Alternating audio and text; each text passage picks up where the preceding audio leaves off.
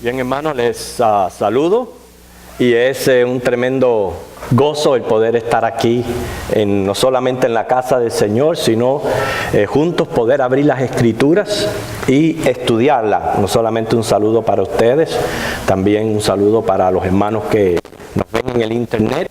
Ustedes saben que estoy aquí pues supliendo el hecho de que nuestro hermano maestro Carmelo, pues él ha tenido que acudir a la boda de su hijo mayor y hemos provisto para que podamos siempre tener clase bíblica y no queremos interrumpir el hilo, el curso que él ha venido trayendo. Por eso hemos escogido un tema relativo, porque se ha mencionado en las clases, sobre evidencias premilenialistas en cuanto al rapto de la iglesia. Vamos primeramente a leer un pasaje, un solo versículo, lo vamos a leer todos juntos, que se encuentra en Juan capítulo 5, versículo 25.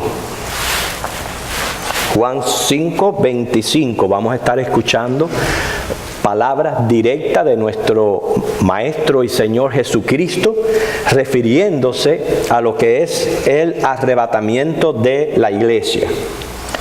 Juan 5, 25. Una vez que ya tenemos este pasaje, vamos a leerlo juntos.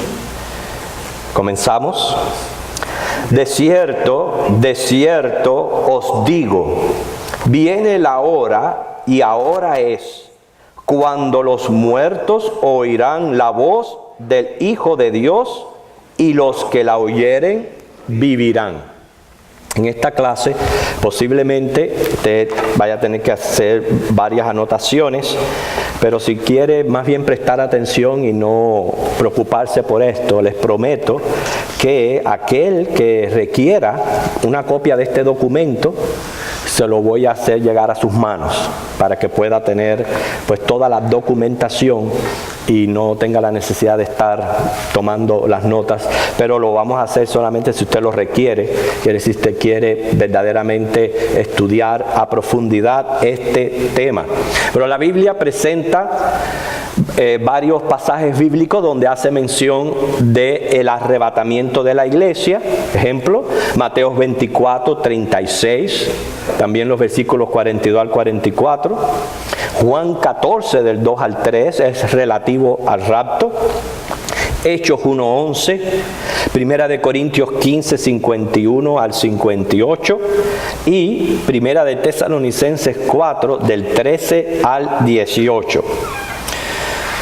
¿En qué radica la esperanza cristiana del rapto?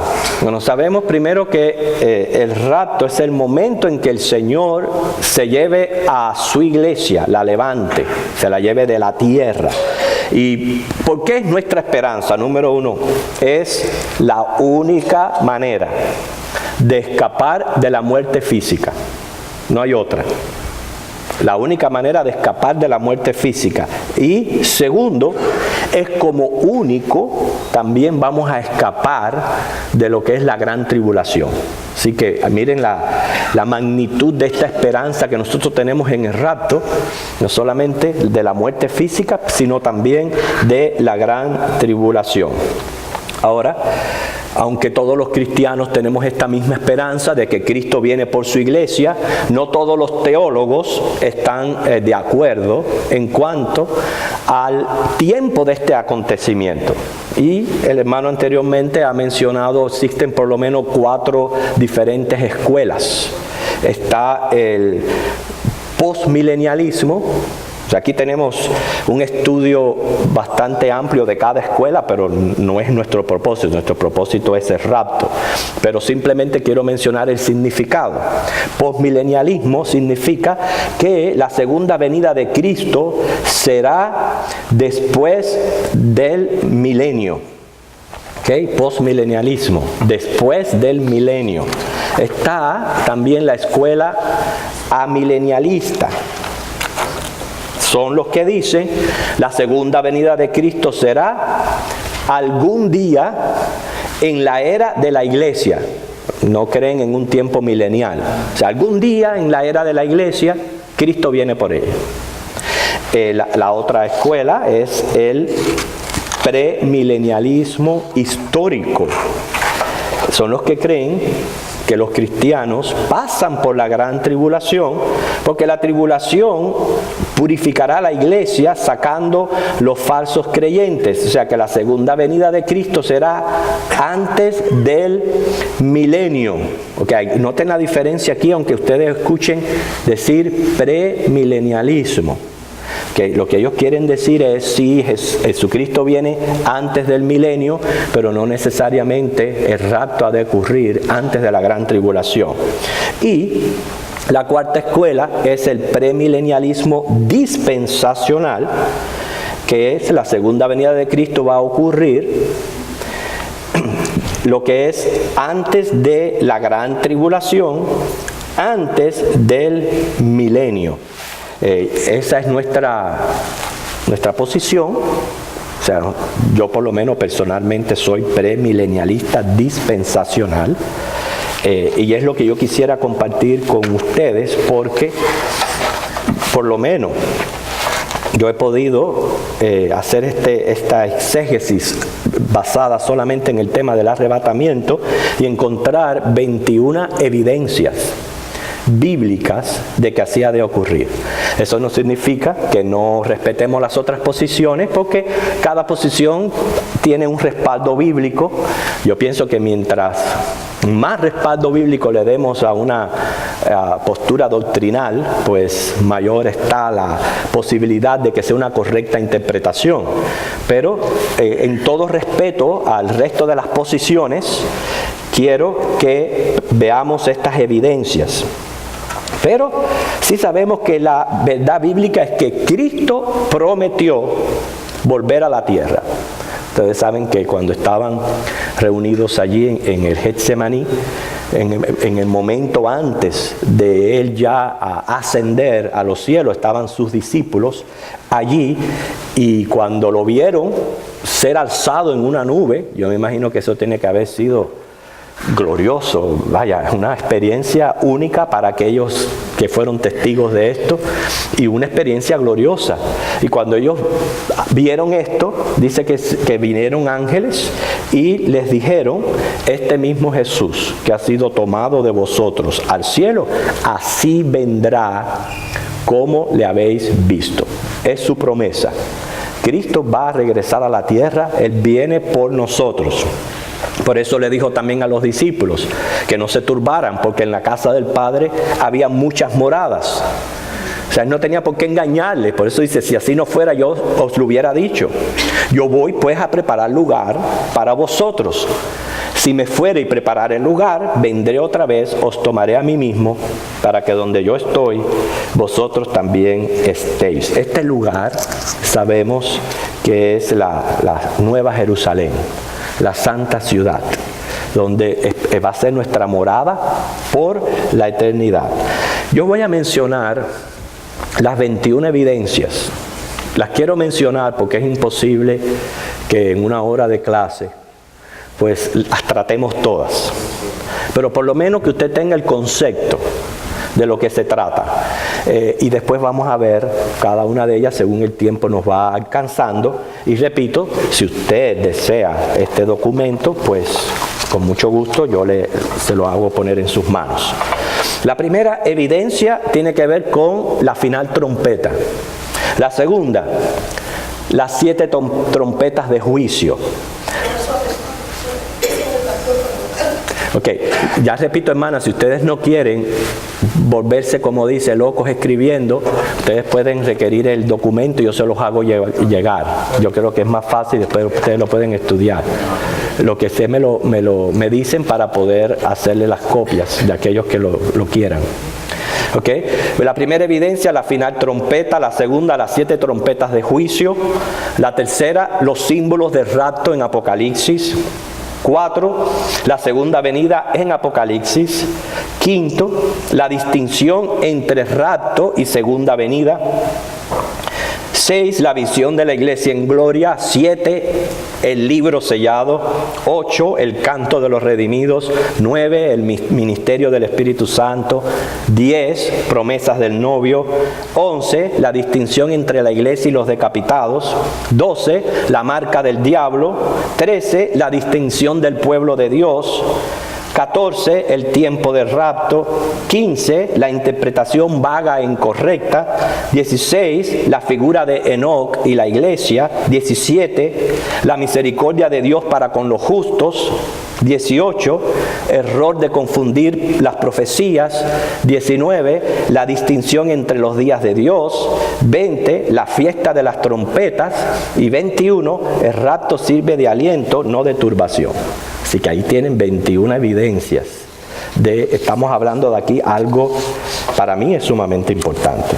Porque recuerden, repito, la esperanza, que es lo que fundamenta nuestra fe, que es lo que dice, sigan con paciencia corriendo esta carrera porque no es en vano lo que hacen. El hecho de yo saber que yo voy a escapar no solo de la muerte física, pero también de la gran tribulación, es suficiente para yo recibir el aliento que yo necesito para vivir la vida cristiana, no importa cuán dura sea esta vida o cuánto se nos pueda presentar. Cuando la esperanza es mayor, pues entonces va a poder sobrepasar cualquier cosa que pueda venir en contra de esa esperanza. Por eso es que este tema para mí es tan importante, de yo estar bien ubicado en la palabra del Señor, porque eso me va a ayudar a mí en la manera de yo responder a las promesas de Dios. Si a mí me dicen que yo tengo que pasar por una tribulación, yo estoy seguro que yo estaría dispuesto a hacerlo. Pero si la Biblia, si yo puedo tener 21, por lo menos, no son todas, no son exhaustivas, 21 evidencias de que yo no voy a pasar por la tribulación, mucho mejor. ¿Ustedes no están de acuerdo conmigo? ¿No es cierto? Pues entonces vale la pena tener esta esperanza, y más que está basada en las promesas de Dios. Repito, va a ser breve la mención de por lo menos algo, a ver cuánto tiempo nos alcanza para mencionar algo de cada una. Hablamos de una final trompeta. ¿Por qué? Hay que aclarar esta trompeta de las 7 trompetas que menciona Apocalipsis. Primera de Tesalonicenses 4, del 16 al 17, y dice así: porque el Señor mismo con voz de mando, con voz de arcángel y con trompeta de Dios descenderá del cielo. Los muertos en Cristo resucitarán primero. Ahora viene el rapto. Luego nosotros los que vivimos, los que hayamos quedado, seremos arrebatados juntamente con ellos en las nubes para recibir al Señor en el aire, y así estaremos siempre con el Señor. Y Primera de Corintios 15, 52 menciona la misma trompeta. En un momento, en un abrir y cerrar de ojos, dice: a la final trompeta, porque se tocará la trompeta, los muertos resucitarán incorruptibles y nosotros seremos transformados. La equivocación está aquí en confundir el hecho que dice la final trompeta con las 7 trompetas de Apocalipsis. Claro, la 7ª trompeta de Apocalipsis, que ocurre en la segunda venida del Señor, es lo que confunde a las personas en colocar este rapto en premilenialista, pero pasando la tribulación. Y es lo que no nos debe de confundir. ¿A qué trompeta se está refiriendo? Hay todo un estudio aquí basado en Números, capítulo 10, del 2 al 10. En la experiencia del pueblo de Israel, que siempre ha sido figura de la iglesia. En la experiencia del pueblo de Israel, cuando iba de peregrinaje en el desierto, como nosotros estamos de peregrinaje en el mundo, como ellos tenían que armar y desarmar el campamento e irse moviendo, lo que sucedía era que tenían por orden escuchar el sonido de alarmas o de trompetas. Cuando se tocaba en una forma normal, ellos entendían que tenían que empezar a prepararlo todo para moverse. Cuando tocaba la segunda vez en una forma de alarma, era para indicarles a ellos, ya estamos listos para irnos en marcha. Y ellos se colocaban según las tribus, etc. Tenían todo un orden precioso de cómo marchaban. Quiere decir que la final trompeta es la idea que da es, ya estamos listos para irnos. Entonces, relativo a la iglesia, el evangelio es dar buenas noticias. Esa es la trompeta que se está escuchando hoy día, que es agrupando al pueblo de Dios, llamándolo, trayéndolo al conocimiento de Cristo y al evangelio. Cuando se toque la final trompeta, que es el rapto, es cuando el Señor hace así y se lleva a la iglesia. Eso está basado en el hecho de que sí, Israel ha sido figura de la iglesia, o ha servido de figura a la iglesia, y esa era de la manera que ellos marchaban. Bien, segunda evidencia, las 7 trompetas de juicio. Estas trompetas son las que se tocarán a la mitad de la gran tribulación, en el segundo periodo. Es trompetas de juicio que va a venir sobre el mundo que rechaza a Cristo y a todo el dominio del anticristo. En la última trompeta, lo que ocurre es el derramamiento de las copas de la ira de Dios. Esa es la última trompeta, la séptima. El derramamiento de las copas del juicio de Dios. Pero fíjese, estas copas, y es ahí donde las personas a veces no se dan cuenta de estas distinciones que hace la Biblia, que son detalles que parecen insignificantes, sin embargo pueden movernos de nuestra doctrina y enviarnos bien lejos. Estas 7 trompetas de juicio son tocadas por ángeles. Sin embargo, la trompeta que menciona 1 Corintios 15 y 1 Tesalonicenses 4 la toca el mismo Señor Jesucristo. ¿Por qué razón? Aquellas trompetas que movían al pueblo de Israel la tocaban los sacerdotes. Pero las 7 trompetas, quienes la tocan, son ángeles. Así que no podemos confundirla, pensar de que porque dice final trompeta, ya significa la séptima trompeta que menciona Apocalipsis. Tercera evidencia. Símbolos que se encuentran del rapto en Apocalipsis. ¿Dónde? Busquemos Apocalipsis capítulo 4, versículo 1. Apocalipsis capítulo 4, versículo 1.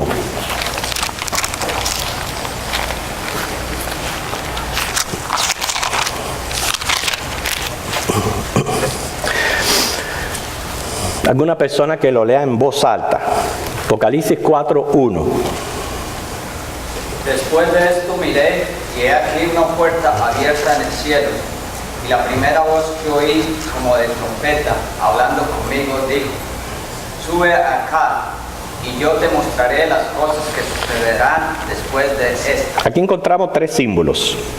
Número 1, a ver si ustedes lo distinguen. 3 símbolos hay ahí en ese versículo de rapto. Mirá si ustedes lo pueden distinguir.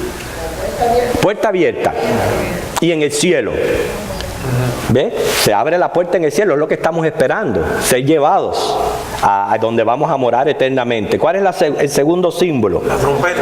La voz de trompeta, que es la que coordina con lo que dice 1 Corintios 15 y 2 Tesalonicenses 4. ¿Cuál es la tercera? Invitación a subir. Sube acá. Sube acá.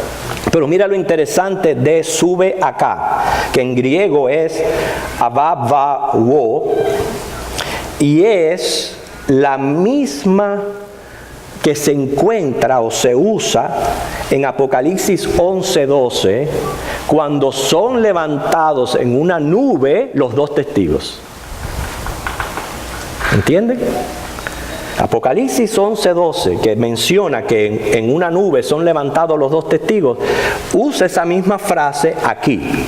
Quiere decir que se está refiriendo a la iglesia siendo levantada en las nubes. O sea, ahí está el simbolismo de, si usted le pregunta, bueno, pero ¿y dónde está el rapto en Apocalipsis? Está bajo símbolos, como es relativo a todo el libro, ahí en ese pasaje capítulo 4, versículo 1.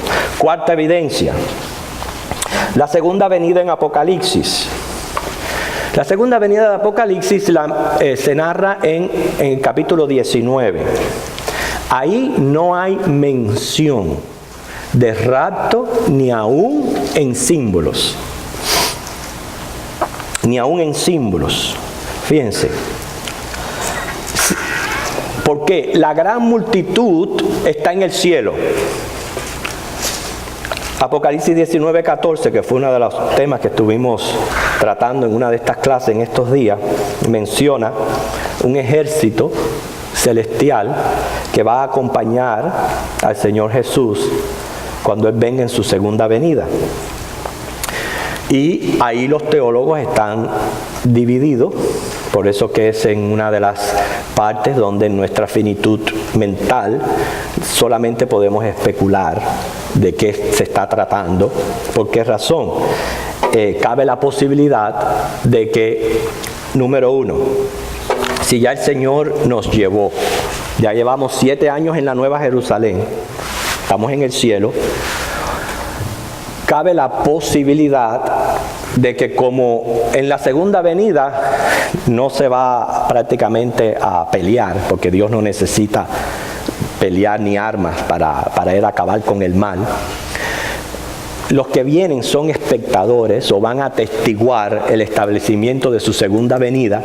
Cabe la posibilidad de que ya la iglesia, esposa del Cordero, que están ya unidos para siempre, pues lo acompañe y sea también testigo del establecimiento de su reino aquí en la tierra. Y todo esto se sabe porque Apocalipsis 19, versículo 8, menciona que la iglesia está vestida de lino finísimo, blanco y resplandeciente. Y aquí en Apocalipsis, si buscamos 19, el versículo 14, los ejércitos celestiales vestidos de lino finísimo, blanco y limpio, le seguían en caballos blancos. Pero también recuerden que está la otra posibilidad de que sean seres angelicales, que entre los seres angelicales también los hay santos y están los caídos, los demonios.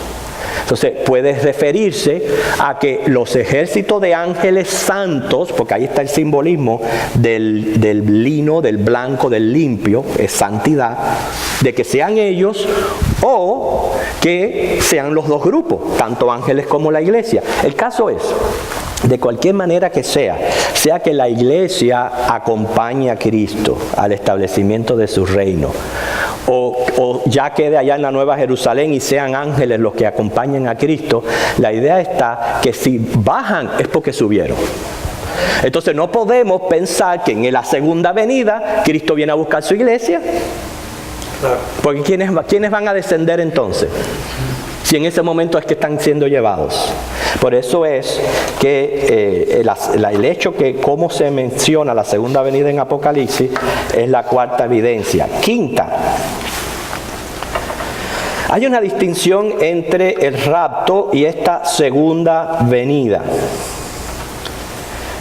Primera de Tesalonicenses 4:17 dice claramente que en las nubes recibiremos al Señor, en las nubes.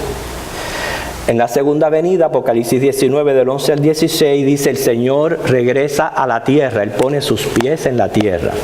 Ahí hay una diferencia. ¿Por qué? Porque cuando entendemos segunda venida, se debe de entender todo lo que ha de ocurrir en ese entonces.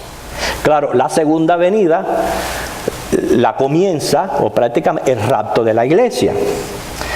Y esta segunda venida encierra varios eventos. El rapto, la gran tribulación y el retorno de Cristo a la tierra. O sea, el rapto no divide la segunda venida en dos, porque la gran diferencia que tenemos que pensar aquí es, en el rapto somos nosotros levantados, nos encontramos con el Señor en las nubes, pero en la segunda, Él viene y pone sus pies sobre la tierra. Esa es la distinción que hay entre rapto y segunda venida. Sexta evidencia, y esta para mí es fundamental. ¿Por qué? Porque Apocalipsis 4 y 5 presenta un cuadro de la visión de la iglesia en gloria. En esta visión del trono aparecen el Padre, el Hijo y el Espíritu Santo, 4 seres vivientes, 24 tronos ocupados por 24 ancianos. Los 4 seres vivientes son querubines, pero ¿quiénes son los 24 ancianos? Son figuras representativas de los salvos de ambos pactos. 12 ancianos son los 12 hijos de Israel, representando a los salvos de Israel, al pueblo escogido. Los otros 12 son los apóstoles, que están representando a la iglesia, los salvos del Nuevo Testamento. Por eso este grupo es llamado reyes y sacerdotes. Dice, le fueron dadas coronas. El hecho de que le fueron dadas coronas para mí es significativo porque estas coronas son retributivas. Retributivas y remunerativas. Cuando se dan las coronas significa la iglesia ya se ha presentado en juicio ante el tribunal de Cristo. Ha sido retribuida y remunerada por lo que hizo por el Señor. Así que quiere decir, la iglesia está en gloria.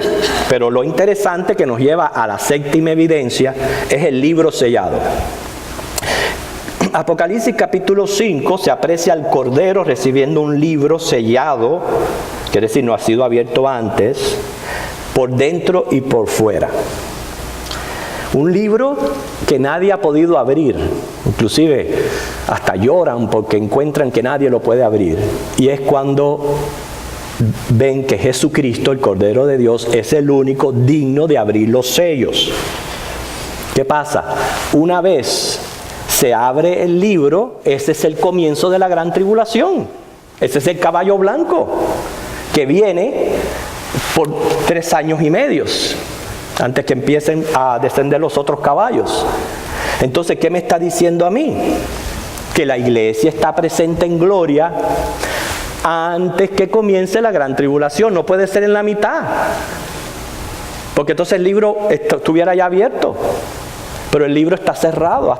Y estando cerrado, ya la iglesia está allí. En aquel cuadro hermoso que me lleva a la octava evidencia, el canto de los redimidos. El hecho que Jesucristo toma el libro y lo abre es lo que provoca la alabanza y la adoración de aquella multitud.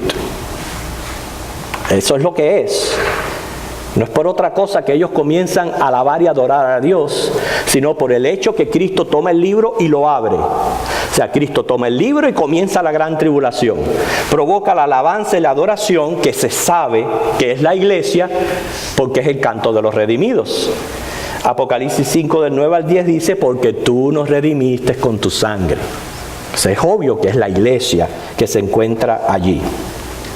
Por eso, Apocalipsis 5:11 distingue 3 grupos de personas: ángeles, seres vivientes y ancianos. Los primeros que cantan es la multitud de millones representada por los ancianos, la iglesia. ¿Por qué cantan el canto del redimido? Porque saben que cuando se abre el libro es para ya ejercer juicio sobre la tierra y que todo quede redimido. Y luego al canto se unen los ángeles y los seres vivientes, que es cuando todos cantan juntos. Y todo esto ocurre antes que el Cordero abre los sellos. Para mí eso es una de las evidencias más fuertes. De no solamente que va a ocurrir el rapto antes de la gran tribulación, sino antes de la mitad. ¿Okay? 9. Ministerio del Espíritu Santo. Ya de aquí en adelante voy a tener que ir un poquito más rápido. Si no, no vamos a lograr dar las 21. Segunda de Tesalonicenses 2, 3, 6 y 9 dice que hay alguien que detiene al anticristo, a que se manifieste el anticristo. Ese alguien no es otro que el Espíritu Santo, que en ese momento está en nosotros, en la iglesia, morando en nuestros cuerpos como templo que somos de Él. Antes de la segunda venida, no quiere decir el rapto que va a ocurrir en la segunda venida, porque se va a manifestar la apostasía, que es lo que está en este momento, en la actualidad ocurriendo, gran apostasía, la gente desviándose de la doctrina sana de las Escrituras, y antes que se manifieste el hombre de pecado, entonces se lleva el Señor la iglesia, porque el Espíritu Santo es quien lo está deteniendo. Fíjense que una vez que es quitado, comienza entonces, no quiere decir que ya el Espíritu Santo dejó de ministrar. ¿Por qué? Porque la salvación no importa cuándo ocurra, si antes de la tribulación, en el medio de la tribulación o en el milenio, nunca va a perder su esencia de que es por gracia, y segundo, que es ayudados por el poder del Espíritu Santo. Lo que pasa es que ya va a terminar la dispensación de lo que es la iglesia, y una vez que el Señor se lleva a la iglesia y el Espíritu Santo, ¿okay?, que por eso es que al final de Apocalipsis se encuentran los dos clamando, ven Señor Jesús. Cuando es llevado el Espíritu Santo, comienza Dios entonces a ministrar al pueblo de Israel. Claro que eso es ayudado también por el ministerio del Espíritu Santo, que va a obrar en la salvación de Israel. Pero notemos aquí que si la gran tribulación comienza con la manifestación del anticristo, quien lo está deteniendo es el Espíritu Santo en la iglesia. Cuando la iglesia sea llevada, se manifiesta el anticristo. 10. Promesas del novio. Sabemos que Jesucristo es el novio de la iglesia, que la ama y la cuida. Ningún prometido novio que vea a su novia en grave peligro no la va a librar, no la va a defender. Por eso que es otra de las evidencias, que como el novio ama a la iglesia, la va a librar de la gran tribulación. Isaías 24 del 17 al 23 es uno de los que menciona este terror, porque la gran tribulación es de terror. Dios promete a librar su iglesia, dice, a la hora de la prueba, Apocalipsis 3:10. Marcos 9:1 dice, algunos no gustarán la muerte. Y Lucas 21:36 dice que sí se puede escapar de estas cosas. 11. Hay una distinción entre la iglesia y los decapitados. ¿A quiénes me refiero por los decapitados? Los decapitados son las personas que quedaron aquí cuando Cristo se llevó su iglesia, y quedan para pasar por la gran tribulación. Durante los primeros 3 años y medio que está el anticristo manifestándose como el imitador de Cristo, él va a estar preparando todo lo que es su plan tridimensional. Una economía, una religión, un gobierno. Es durante ese tiempo, ya cuando va a acabar ese periodo, es que él implanta su marca. Y las personas que se abstengan de ponerte esa marca van a ser decapitados. Así lo dice la Biblia, van a ser decapitados. Entonces, no podemos ubicar la iglesia a la mitad de la gran tribulación, porque eso significaría que o morimos o tenemos que estar dispuestos ya a poner el cuello en la guillotina. Hermano, yo no estoy dispuesto a poner el cuello en la guillotina. ¿Hay alguien aquí que esté dispuesto? No. Sin embargo, van a haber millones y millones que sí lo van a hacer. Que sí lo van a hacer. ¿Okay? Entonces, hay grandes diferencias. Mire, no puedo ocupar mucho tiempo, pero hay detalles que uno tiene que darse cuenta en la Biblia cuando las presenta, que no podemos pasar de alto. Entre la iglesia y los decapitados hay diferencias en las vestimentas, en lo que tienen en las manos. Fíjense, la iglesia está vestida de lino fino, los decapitados dicen ropas blancas. Los ancianos tienen arpa y copas de oro en las manos, los decapitados tienen palmas. La iglesia se encuentra alrededor del trono, los que salen de la tribulación delante del trono. La iglesia está presente con el Señor, los decapitados se les manda a descansar por un tiempo. Y aún, no solamente esto es una evidencia para ubicar el rapto antes de la gran tribulación, sino que aún el episodio de los decapitados ocurre antes de la segunda venida. Así que es otra evidencia fuerte. Número 12, la marca del diablo. Sabemos que el anticristo va a imponer su marca, el 666. Esto no es más que un número de identificación, posiblemente 3 líneas de 6 dígitos que nos van a identificar a cada uno de manera induplicable. Y puede bien ser fecha de nacimiento, número de identificación social, una cuenta bancaria.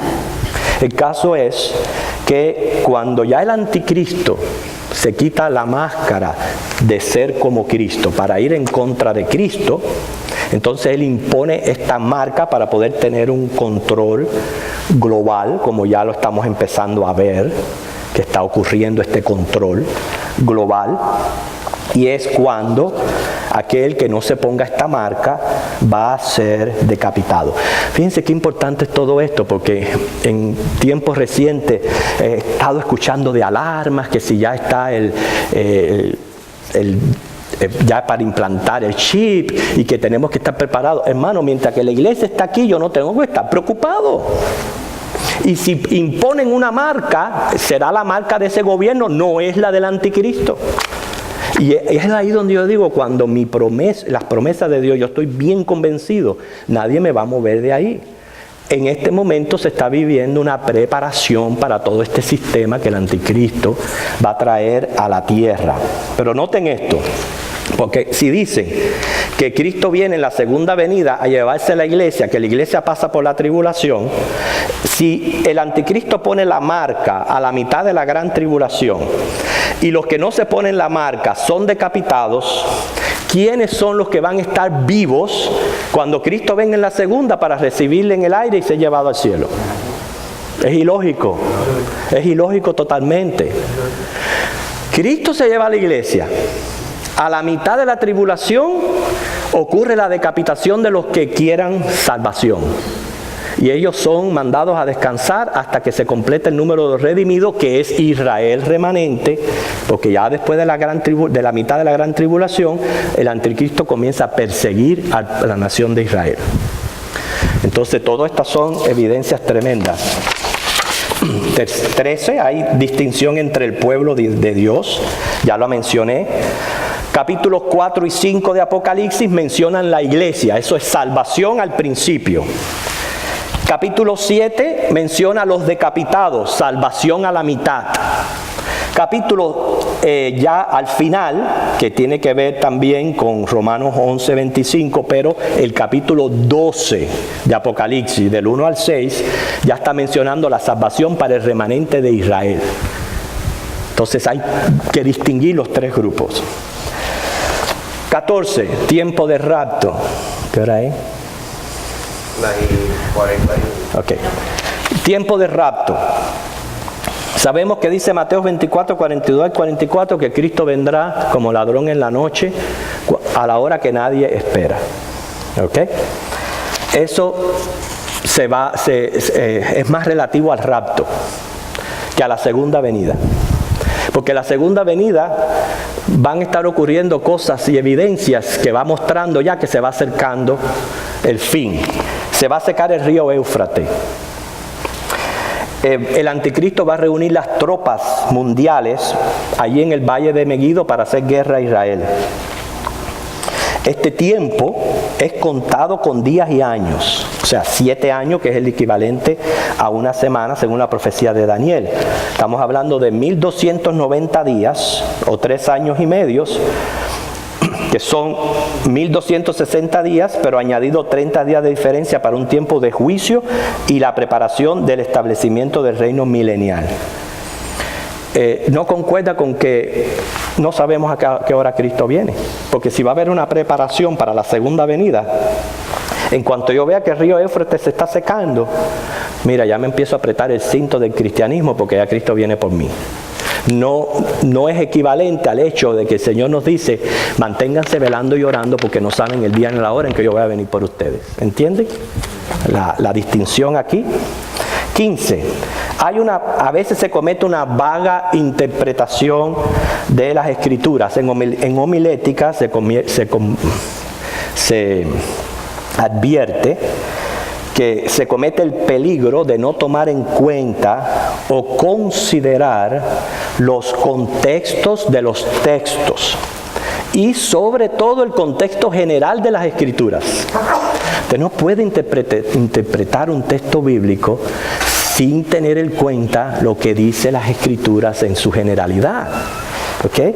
Y hay personas que ahí es donde cogen ciertos pasajes para apoyar sus posturas doctrinales y simplemente están interpretando vagamente sin tomar en cuenta el contexto general de las Escrituras.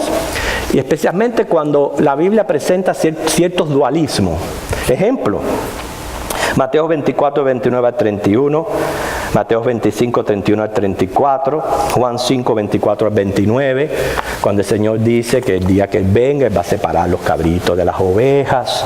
Son dualismos que tienen que tener en cuenta que el Señor está generalizando un discurso, pero que la Biblia, y especialmente que por eso fue revelado Apocalipsis, se encarga de detallar minuciosamente todo lo que posiblemente en estos pasajes se encuentren generalizados.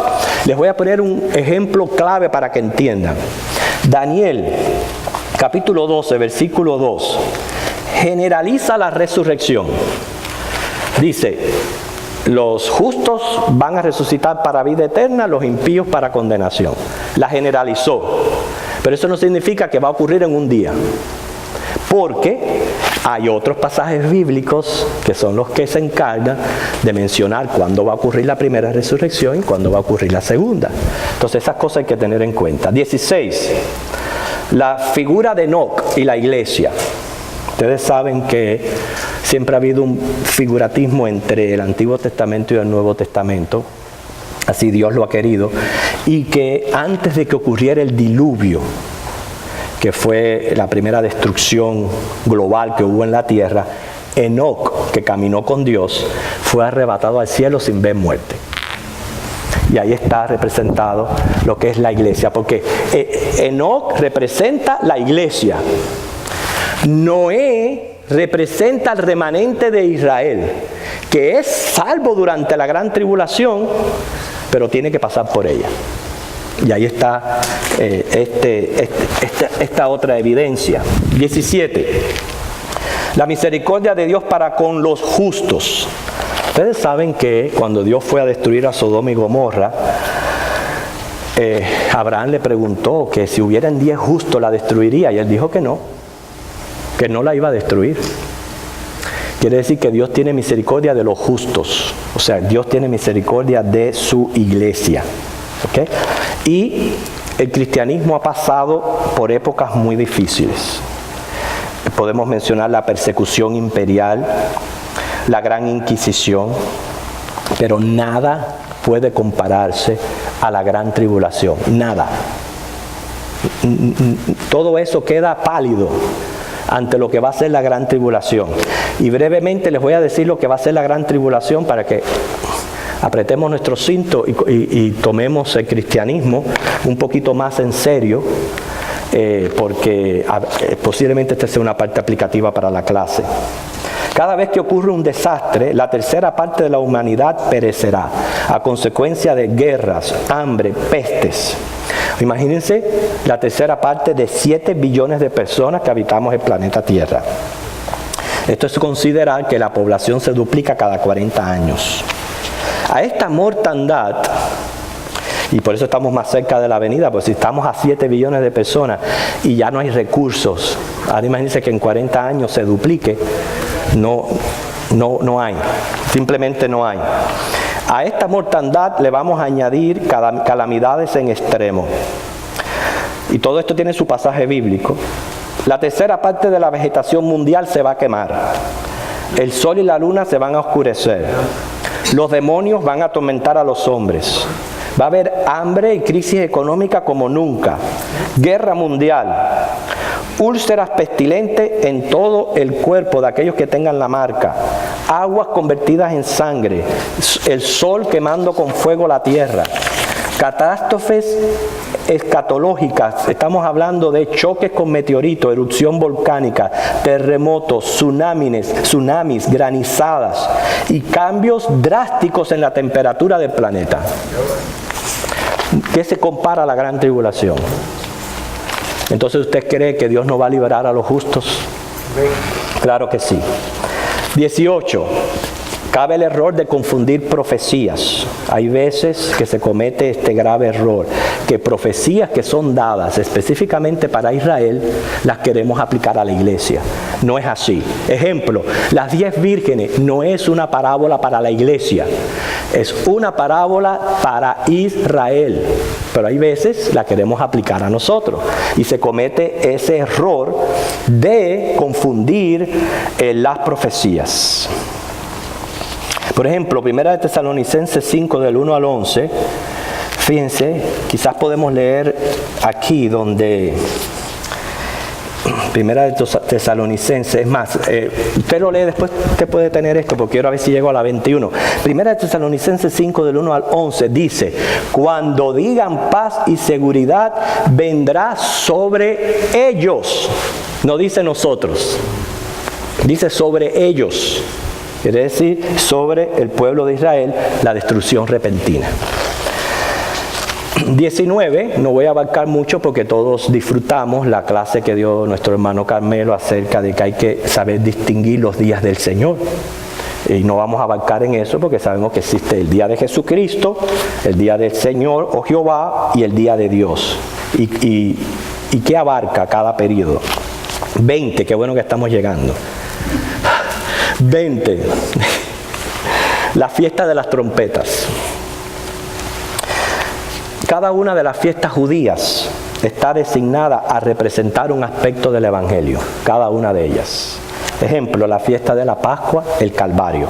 La fiesta de los primeros frutos, la resurrección. La fiesta del Pentecostés, la venida del Espíritu Santo. La fiesta de las trompetas, el rapto.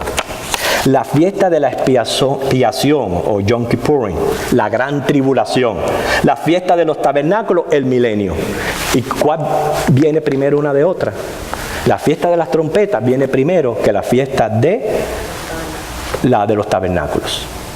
Así que es otra evidencia más que si el Señor, por medio de las fiestas de Israel, ha querido reflejar el Evangelio, es otra evidencia que nos vamos antes de la gran tribulación.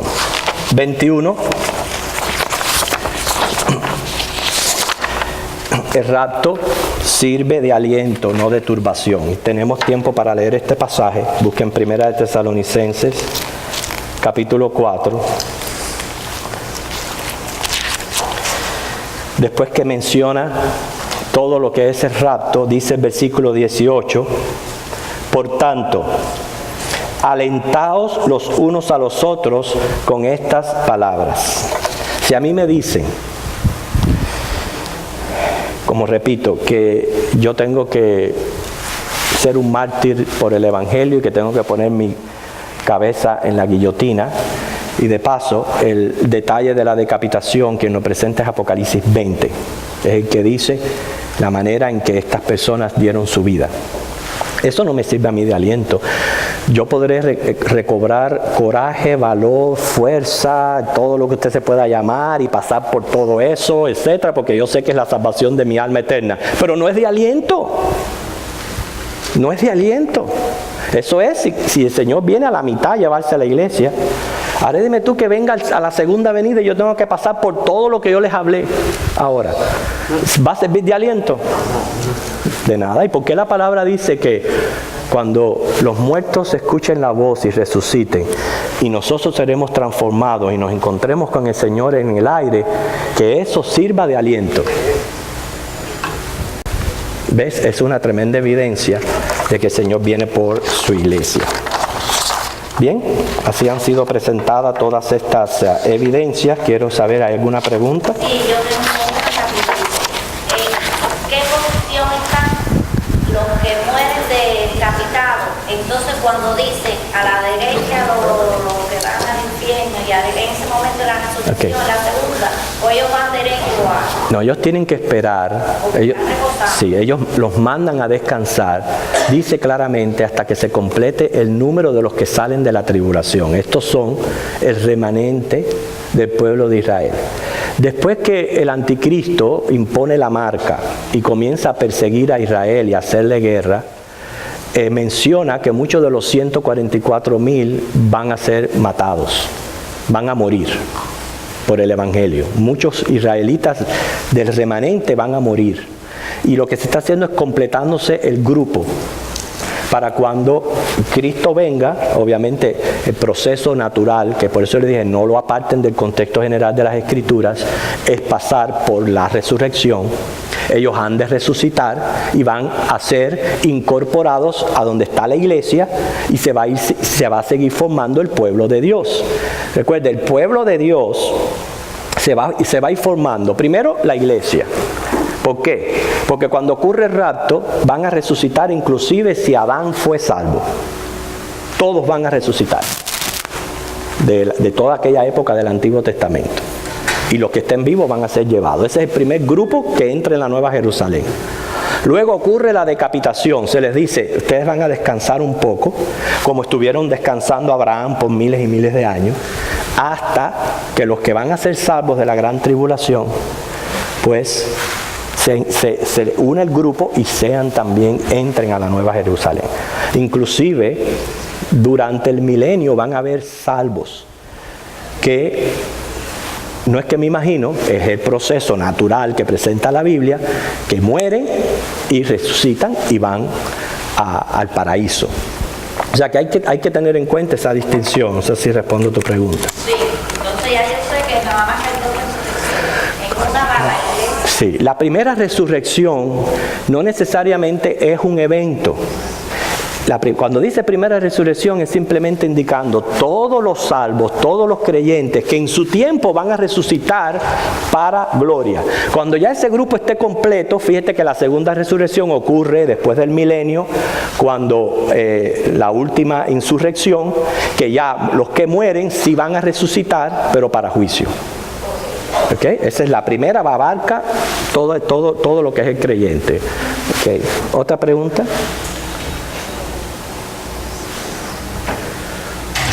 Okay. Bueno, entonces hemos presentado ya 21 evidencias de un rapto pre-tribulacional. Yo creo que son evidencias fuertes, pero aún así yo sigo respetando que usted crea que el Señor se lleva a la iglesia a la mitad o si lo sigue esperando para la segunda venida. Porque recuerde el versículo que mencionó nuestra hermana, que el Señor dice que unos resucitarán para vida y otros para condenación, son esos versículos que yo digo que generalizan lo que la Escritura después va dando sus pautas y sus distinciones. Entonces, para cubrir un poquito los 5 minutos que nos quedan, ¿de qué me sirve todo este conocimiento?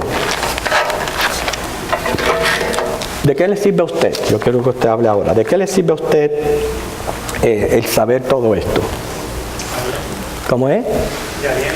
¿Aliento por qué? Saber que no van a pasar por la gran tribulación. Muy bien. Y no solamente la gran tribulación, también el proceso de muerte. Porque si el Señor viene ahora mismo y nos lleva, no vamos como Enoc, no vamos a experimentar el proceso de muerte. Así que eso sirve de esperanza. ¿Alguna otra persona quiera decir algo? Hermana Cecilia. Que tenemos que estar preparados para que llegue el momento. Muy bien. Y hablarle a otros. Exactamente. Porque ese momento sí está en incertidumbre. El hecho de que Cristo viene a la hora que nadie sabe se refiere al rapto. ¿Ok? ¿Otra persona? Pero hay señales entonces, más o menos como dice usted, hay señales en las cuales uno tiene que, como dice usted, amarrarse su cinto y Pues claro. estar velando. Okay, recuerden muy bien un buen comentario que hizo la hermana. Yo en otras ocasiones yo lo he compartido de cuando se han ido cumpliendo las profecías y sobre todo lo concerniente al pueblo de Israel y cómo desde 15 de mayo del 1948 que Israel se hizo nación, el mundo ha dado un giro de cambio total. Estamos hablando religioso, político, tecnológico, en cuántos aspectos. Todo ha cambiado desde el 1948, todo ha ido cambiando. ¿Y qué es lo que ha estado pasando? Es una preparación para el momento que venga el anticristo. El anticristo viene, como yo les dije, a imponer una religión, un gobierno y una economía. Eso no va a ocurrir de la noche a la mañana, eso lleva un proceso de preparación en mundial.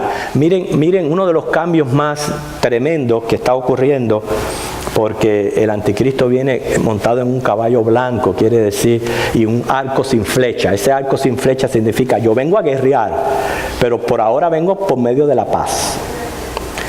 Y estrategias de paz. Y estrategias de unión. Y usted ve mucho amor, flores y besos en las Naciones Unidas. Y todo es unión, unión y unión. Cuando antes salían las naciones era a conquistar. Y cada uno procurando pues su propio enriquecimiento y su propio poderío. Y noten cómo cambió ya la mentalidad inclusive de ir a la guerra. Hoy se va a la guerra, irónicamente, procurando la paz y la unión. Eso es un indicio de que se está preparando para el caballo blanco, para el anticristo. Eso usted toma la política, usted toma también la religión y usted ve el ecumenismo que está ocurriendo, esta unión de religiones y dentro del mismo cristianismo, los evangélicos con los católicos agarraditos de la mano, y todo es un ecumenismo que se está ocurriendo, preparando para la religión mundial. La economía habla por sí misma. Entonces, sí hay señales de que el Señor ya está por venir por la iglesia, pero no sabemos el día ni la hora. ¿Okay? Bueno, si no hay ningún otro comentario, nos ponemos en pie y nos despedimos.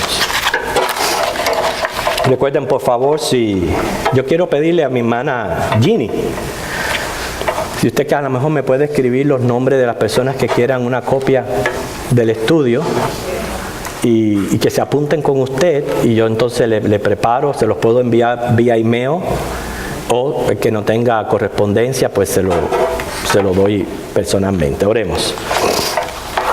Gracias te damos, Señor, por este domingo y por encontrarnos aquí en tu casa y por toda tu revelación, porque nada hemos hablado que no haya sido por ti revelado y por ti dado a conocer todos estos misterios que permanecieron por tiempos ocultos. Sin embargo, tú permites por tu gracia y por la iluminación de tu Espíritu Santo poder tener un claro entendimiento de las Escrituras. Y eres tú, Señor, que nos ayuda a interpretar correctamente. Yo te quiero pedir que después de haber escuchado tu gran promesa de venir por tu iglesia y de sacarnos y redimirnos de lo que ha de ocurrir en el mundo, que seamos sobrios, que estemos velando, que traigamos al corazón sabiduría, que aprendamos a contar nuestros días, para cuando tú vengas, hayas fe en la tierra, hayas fe en mí, hayas fe de manera tal que yo te esté esperando, que yo esté a la expectativa de tu venida. Sí, sobreviviendo la tierra, pero viviendo para el mundo. Perdón, sobreviviendo la tierra, pero viviendo para el cielo, para las cosas celestiales. Prepáranos ahora para el culto que venimos a darte, Señor. En el nombre de Cristo, amén.